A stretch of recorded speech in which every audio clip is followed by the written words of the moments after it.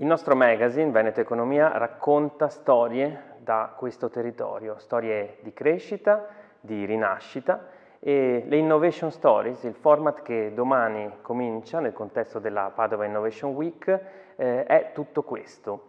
Perché siamo dentro questa settimana speciale? Perché crediamo nel metodo del giornalista, che è il metodo di chi mette insieme le voci, e la Padova Innovation Week fa anche questo, mette insieme tante voci diverse.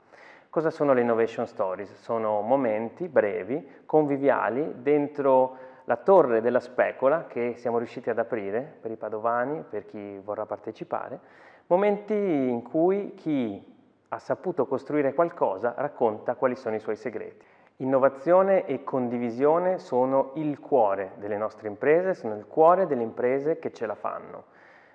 Che cosa c'è in comune tra queste due parole? C'è semplicemente una cosa, anzi una persona, l'uomo. L'uomo che, al di là delle retoriche della tecnologia o dei tecnologismi, deve rimanere al centro della vita delle nostre imprese. Partiamo martedì con il mondo del cibo e con la storia di due imprenditori che, dopo esperienze in contesti molto diversi, hanno scelto la ristorazione come nuovo campo nel quale mettersi in gioco e vincere.